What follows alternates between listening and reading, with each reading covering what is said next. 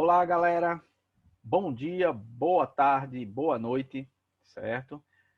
Vamos dar prosseguimento aqui às nossas aulas.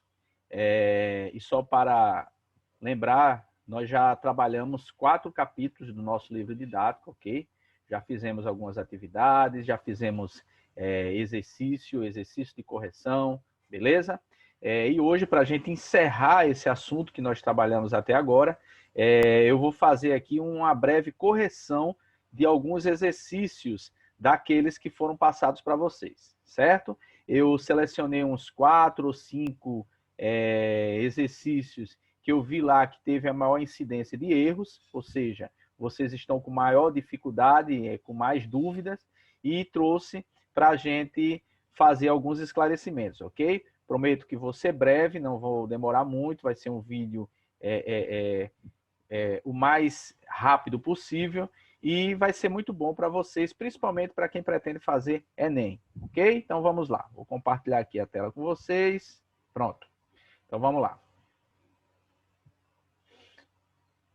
Primeira questão, acho que foi uma das questões que teve maior incidência de erros, certo? É essa aqui do capítulo 18, que trata da questão da terra no Brasil, certo?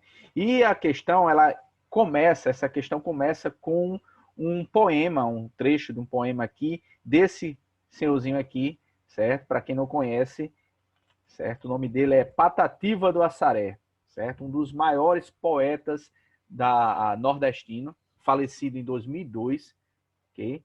Eu recomendo, inclusive, para quem não conhece, ir um pouco atrás, conhecer um pouco da história desse senhor, que ele simplesmente é extraordinário, a história dele, tanto quanto seus poemas, certo? Antônio Gonçalves da Silva viveu mais de 90 anos, certo? Cego desde a infância, devido a complicações do sarampo, certo? Sempre trabalhou como agricultor, certo? Ele, desde criança, era agricultor, morreu sendo agricultor, mesmo depois de ter se tornado conhecido nacionalmente e até mundialmente com seus poemas, ok? Certo? Foi nomeado doutor honoris causa por diversas universidades, certo?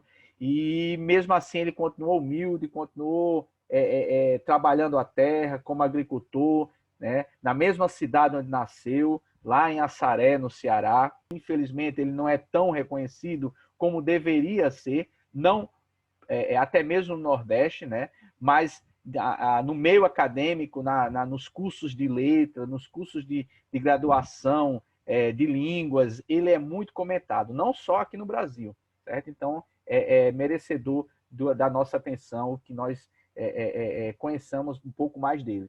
E outra coisa, para quem vai fazer Enem, para quem vai fazer vestibular em outras universidades por aí, pelo Brasil afora, é recorrente ter algum poema de Patativa do Assaré em concursos, viu? Então fiquem espertos aí. Essa questão, inclusive, é uma questão de concurso.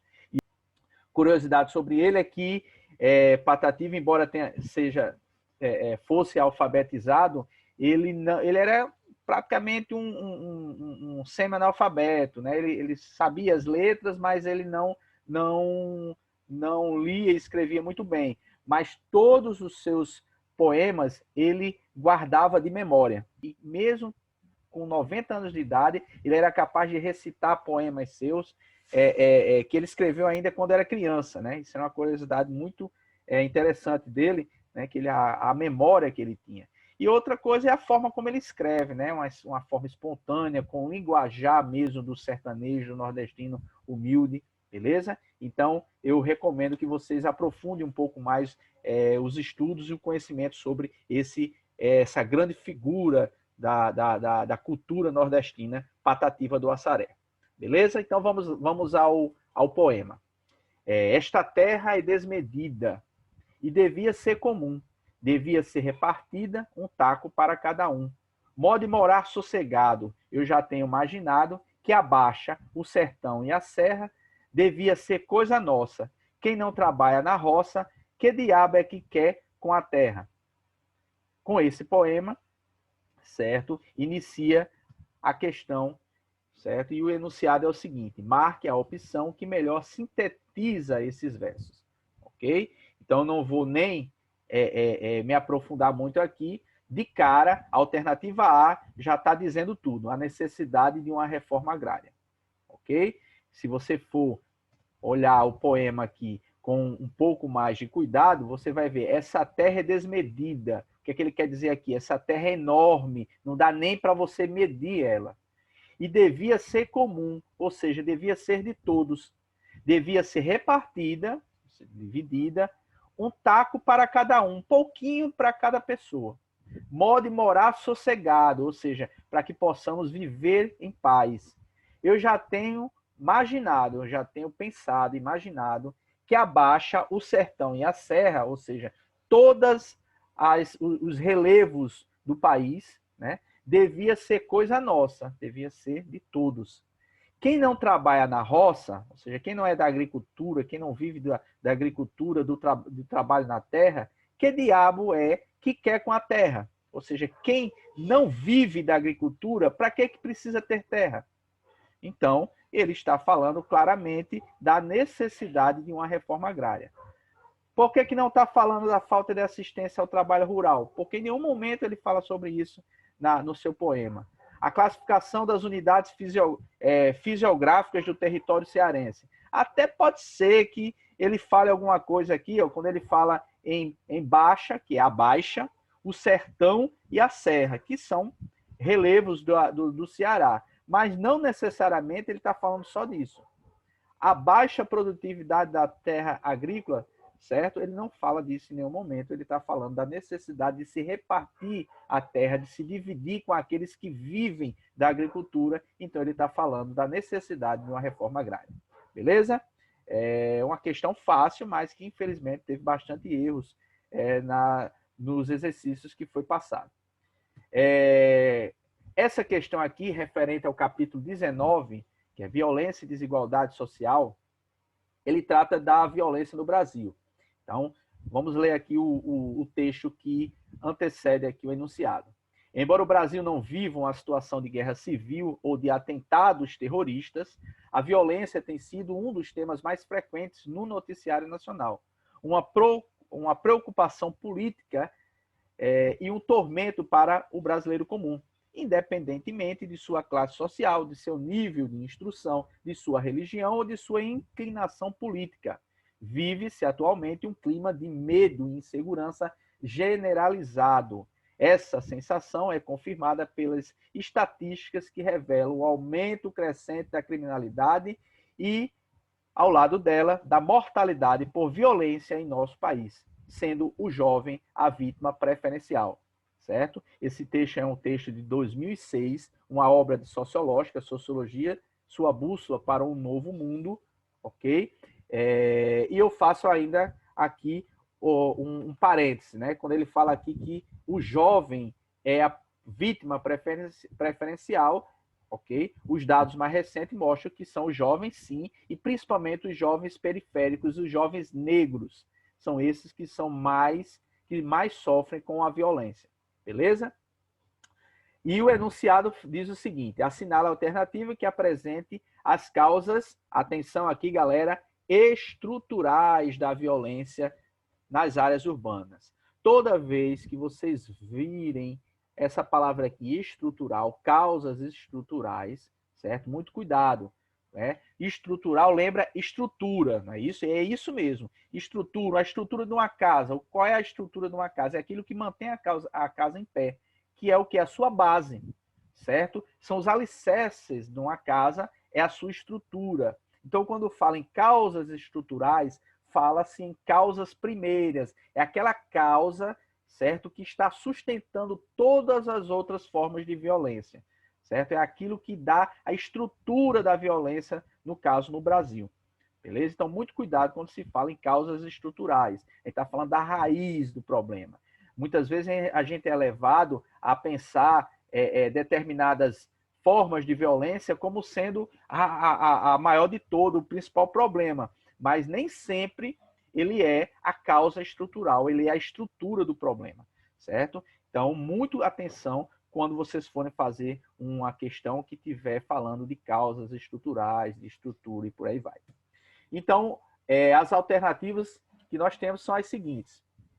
Alternativa A violência urbana é fruto do consumo de drogas que conduz os usuários à formação de guetos e à fuga do mercado de trabalho.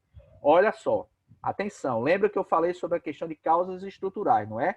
Então, ó, quando ele fala aqui a violência urbana é fruto do consumo de droga, basicamente ele está dizendo que a violência urbana tem como sua causa estrutural o consumo de drogas, mas não necessariamente o consumo de droga é o motivo primeiro ou principal da violência urbana, certo? Essa questão aqui, além de estar errada, ela é preconceituosa, porque ele coloca o usuário, aquele que consome droga, como sendo o principal causador da violência urbana. Embora nós tenhamos que admitir que as drogas é um dos principais problemas da violência, não necessariamente o seu consumo é que é a causa, certo? Talvez o tráfico de drogas seja um problema, beleza, mas o seu consumo não necessariamente. Ele está colocando aqui o usuário e coloca o usuário de drogas, né, como sendo o principal vilão da violência urbana, e não é isso, certo? Não necessariamente aquele usuário de drogas, mesmo que sejam as drogas ilícitas, eles são criminosos, certo? Talvez ele cometa ali um delito quando ele vai comprar uma droga que é ilícita, certo? Mas não necessariamente ele é um criminoso, um bandido, certo? Então, muito cuidado com essa questão aqui. Não é a alternativa A, certo? Que além de errada, é uma alternativa preconceituosa. E aí é o seguinte, ela está aí porque muitas pessoas que têm esse preconceito vão acabar sendo levados a marcar ela. Alternativa B, a ausência de uma política de assistência social que ampare os pobres para que se mantenham distantes do crime organizado. E aí a questão é o seguinte, nem sempre ou não necessariamente políticas de assistência social, a assistência social ela resolva por si só o problema da violência, certo? Não é essa ausência que é a causa estrutural da violência, não é isso, certo? Até mesmo porque a assistência social ela surge para mitigar, para amenizar os problemas que são gerados pela violência. Então ela não pode ser a ausência dela a causa. Okay? Então, ela já está errada por aí. Alternativa C, a falta de investimento público no sistema prisional que, pela falta de vagas, antecipa a liberdade condicional aos condenados. Questão também não está falando aqui das causas estruturais, certo? O problema da falta de vagas nos presídios, o problema da superlotação nos presídios é a consequência e não a causa. Ela é a consequência da violência, não a causa, certo? E outra coisa que deve ser dita aqui, não é a falta de vagas que gera a violência, certo? Até mesmo porque, se você for olhar os dados aí de órgãos internacionais que estudam essa perspectiva, essa questão do sistema prisional no mundo, certo? Nas últimas décadas, o número de vagas dos presídios brasileiros só vem aumentando, assim como também o número da população carcerária no Brasil. O Brasil hoje é o terceiro, quase o segundo maior, tem o segundo maior índice de aprisionamento no mundo, perde apenas para os Estados Unidos, certo? E a Rússia, e fica ali coladinho. Então, o Brasil hoje tem uma população carcerária das maiores do mundo, e nem por isso a violência urbana, a violência no país diminui, só vem aumentando. Então, a questão da falta de vagas, repito, não é uma causa, ela é uma consequência, ok? E aqui onde fala que antecipa a liberdade condicional dos condenados, como sendo um problema, e isso que gera violência, certo? Também é algo questionável aí, beleza? Então a alternativa C não está correta. A alternativa D diz o seguinte, a exclusão social, provocada pelo desemprego estrutural, mais uma vez a palavra estrutural, ou seja, o desemprego que está na estrutura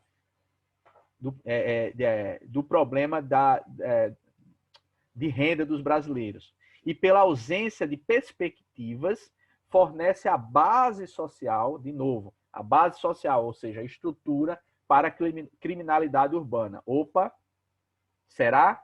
Parece que essa alternativa D me parece ser uma das mais corretas até agora. A exclusão social, certo? Provocada pelo desemprego estrutural, um desemprego em massa. Né? Hoje nós temos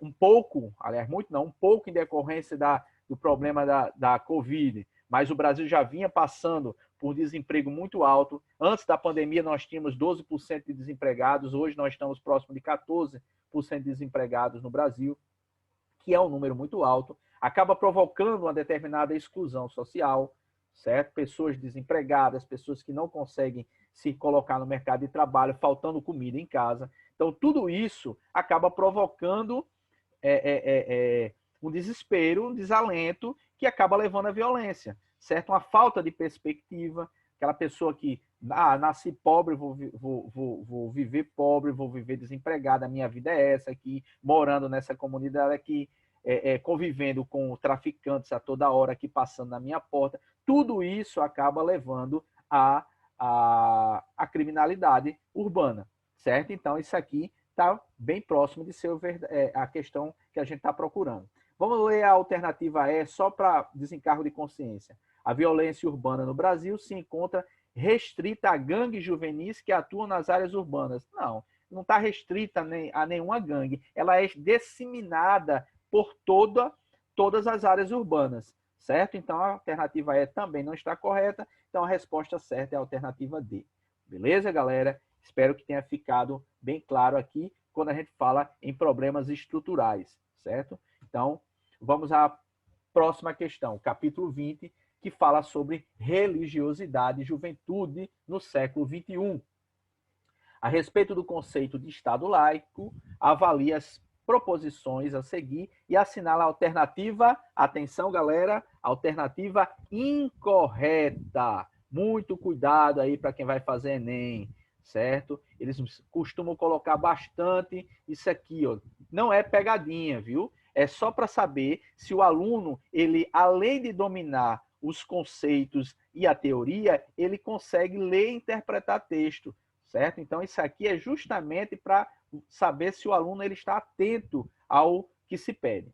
Então, a respeito do conceito de Estado laico, avalie a proposição a seguir e assinale a alternativa incorreta. Isso quer dizer que, das 5 alternativas que nós temos aqui, 4 estão corretas e apenas uma está incorreta, e é essa que ele quer. Ok? Alternativa A. O posicionamento de um Estado frente às manifestações religiosas é o que caracteriza um Estado como laico ou religioso. Correto. A forma como o Estado se posiciona frente às manifestações religiosas é o que vai dizer se ele é laico ou se ele é religioso, certo? Países como Irã, Israel, certo? Países árabes, países muçulmanos, que são países religiosos, teocráticos, eles se posicionam de uma forma mais ativa em relação à religião do que os estados laicos, ok? Então, essa alternativa está correta, então não é isso que a gente está procurando. B. O conceito de Estado laico subentende a neutralidade desse Estado em matéria confessional. Corretíssimo. Atenção, galera, quem nunca ouviu falar... Opa, o que foi que eu fiz aqui? Vamos lá. Quem nunca ouviu falar aqui nessa palavra, quando a gente fala aqui em confessional, Estado em matéria confessional, nós estamos falando em religião, algo religioso. Por exemplo, um exemplo claro aqui são as escolas privadas que nós temos. Nós temos escolas públicas e escolas privadas. Dentro das escolas privadas, nós temos as regulares e nós temos as confessionais. Quais são as escolas confessionais que a gente pode citar como exemplo aqui? O marista, o salesiano,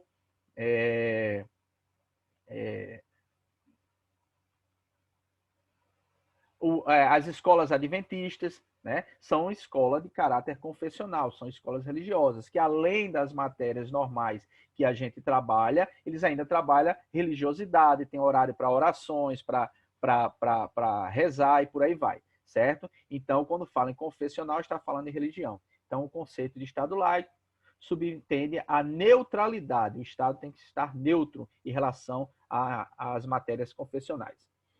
Alternativa C. A base do Estado laico é a não adoção de nenhuma religião como oficial e a manutenção da equidistância entre os cultos. Corretíssimo. Um Estado laico, ele não adota nenhuma religião como sendo a religião oficial, como é nos países já citados, né? No Irã, você tem uma religião oficial, Israel, você tem uma religião oficial e por aí vai, certo? Alguns desses países, embora eles admitam outras religiões dentro do seu território, a oficial, a do Estado, é uma religião específica, certo? Já nos estados, num Estado laico, não tem nenhuma religião oficial e ele mantém uma certa equidistância. O Estado não participa de cultos, né, de nenhum tipo, certo? O nosso atual governo, por exemplo, o nosso presidente costuma participar com comitiva e tudo de alguns cultos evangélicos, né? E pode ser, alguém pode questionar, não, então o Estado não está sendo laico. Na nossa Constituição diz que o Estado brasileiro é laico. O nosso presidente ele pode alegar, por exemplo, que ele não está participando enquanto presidente da República, ele está participando enquanto cidadão. Então ele tem essa defesa aí a seu respeito. Embora, quando ele participa com comitiva, com ministros, com outras pessoas ali que fazem parte da estrutura burocrática do governo, pode até caracterizar que é o Estado que está participando daquilo ali, certo? Embora não esteja, ele alegue que está ali como civil, certo? Não está havendo um certo distanciamento, está havendo uma quebra aí, certo? Mas isso aí é uma questão aí de muita discussão. Alternativa D, o acolhimento de todas as religiões e credos sem nenhuma distinção por parte do Estado, caracteriza como laico, certo? Acolhimento de todas as religiões quer dizer o seguinte, que o Estado ele vai acolher todas as religiões dentro dele, certo? E não vai fazer distinção entre elas. Atenção nessa questão aqui. Pode parecer que está certa, não é isso? Mas tem um detalhezinho que eu explico daqui a pouco. A alternativa é a neutralidade do Estado laico não significa aversão às religiões. Um Estado laico, não é porque ele é laico que ele vai ter aversão a religiões, certo? Muito pelo contrário, ele tem que respeitar. Ele não pode ter raiva, ele não pode proibir o culto, proibir nenhum tipo de manifestação religiosa.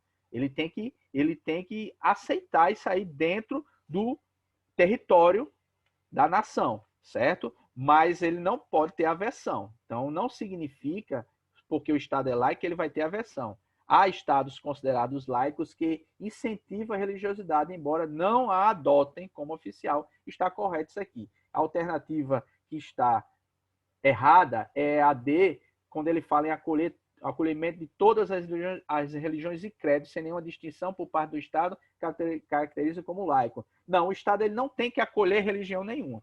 Ponto. Certo? O Estado ele não acolhe. O Estado ele respeita, ele aceita, mas ele não participa. Lembre que ele tem que manter a equidistância. Então ele não vai acolher todas as religiões dentro dele. Beleza? Então a alternativa D é a alternativa que nós estávamos procurando. Eu acho que essa é a última questão. Mais uma vez, ele quer a incorreta aqui, certo? Sobre religiosidade. Capítulo 20 do nosso livro didático. E aí ele vai começar com os 3 porquinhos da sociologia, né? Durkheim, Marx e Weber. Desenvolveram pesquisas e reflexões a respeito do papel da religião nas sociedades. Dentre as formulações e conclusões que esses pensadores apresentaram, assinala abaixo a única que deve ser considerada como incorreta. Beleza? E aí você vai ter 5 afirmações aqui desses pensadores 4 vão estar corretas e uma vai estar incorreta. Então vamos às afirmações. Para Marx, a religião é uma criação humana relacionada à necessidade que os homens têm de acreditar em algo que alivie o seu sofrimento. Eu já adianto que essa afirmação está correta, certo? Marx realmente ele afirmava isso nos seus escritos, inclusive tem aquela famosa frase que é atribuída a ele, que de fato ele falou isso aí, onde ele disse que a religião é o ópio do povo. O que é o ópio? O ópio é uma espécie de droga que serve para aliviar dores. Então, quando ele fala aqui, que alivia o sofrimento, certo? O ópio como algo que alivia a dor, certo? E ele considera a religião como sendo um ópio do povo, ok? Ele faz essa afirmação numa obra escrita em 1843, que é a Crítica da Filosofia do Direito de Hegel, ok? Embora Marx não seja o único filósofo ou pensador que diz isso, outros pensadores já falaram isso, até mesmo antes de Marx, certo? A célebre frase ficou mais atribuída a ele. Então, a alternativa A está correta, a gente está buscando a incorreta, certo? A alternativa B, para Durkheim, a religião é uma criação humana e social, sendo importante por estabelecer regras de comportamento que contribuem para a organização da sociedade. Também está corretíssima. Lembrem lá das nossas aulas, quem foi aluno meu nas primeiras séries, quando a gente fala sobre instituições sociais, ok? E Durkheim, ele coloca a religião como sendo uma instituição social. E uma das características e funções das instituições sociais é manter a coesão social, manter a sociedade unida, ok? Então, a religião, enquanto uma instituição social, sendo uma criação humana, certo? Ela tem importância para estabelecer regras de comportamento e contribuir para a organização e a coesão, poderíamos até acrescentar aqui, da sociedade. Então, a alternativa B está correta também. Alternativa C, segundo Weber, filósofo alemão, certo? A compreensão dos comportamentos religiosos torna possível um melhor entendimento das atividades humanas. Corretíssimo. Tanto é que ele faz um estudo que depois vira uma das suas mais famosas obras, que é a Ética Protestante, o Espírito do Capitalismo, onde ele faz justamente esse estudo, essa compreensão da religião, principalmente a religião protestante e o protestantismo, para tentar entender a sociedade capitalista, certo? Então, essa alternativa C está correta. Alternativa D, outra questão em relação a Durkheim, onde se diz o seguinte: para Durkheim, a religião não pode ser negada pela ciência, pois ela é um fato social, certo? Lembrando que Durkheim estabelece o fato social como sendo objeto de estudo da sociologia. Então, o fato social é algo que é exterior, certo? É algo que pode ser isolado e pode ser estudado pelo sociólogo. Então, a religião, ela pode ser isolada, ela é exterior ao indivíduo, ela existe independente da nossa vontade, então ela é um fato social e ela pode ser estudada sim. Tanto é que Weber também estuda a religião, não é isso? Então, a alternativa D está correta, sobrou a alternativa E, certo? Vamos ler para tentar entender. De acordo com Weber, o surgimento do capitalismo foi determinante para a mudança nas concepções religiosas a respeito do papel do desempenhado pelo trabalhador nas diversas sociedades. Esse enunciado aqui, essa questão aqui, ele faz uma inversão do pensamento weberiano, certo? Ele diz justamente o contrário, certo? Ele diz o seguinte, que o surgimento do protestantismo, lá na obra que a gente falou aqui, a Ética Protestante, o Espírito do Capitalismo, ela foi fundamental para o desenvolvimento do capitalismo e não o contrário, certo? Então, a alternativa E é a alternativa que está errada, portanto, é a alternativa que nós estamos procurando, ok? Galera, por aqui nós encerramos a nossa revisão, ok? Espero que tenha ficado claro e façam agora a atividade que eu já coloquei o link junto com o link dessa nossa revisão aqui e a partir da próxima semana nós vamos iniciar outros capítulos, ok? Dar prosseguimento aos nossos estudos, beleza? Saravá, para quem é de Saravá, fiquem com Deus aí e até o nosso próximo encontro. Até mais!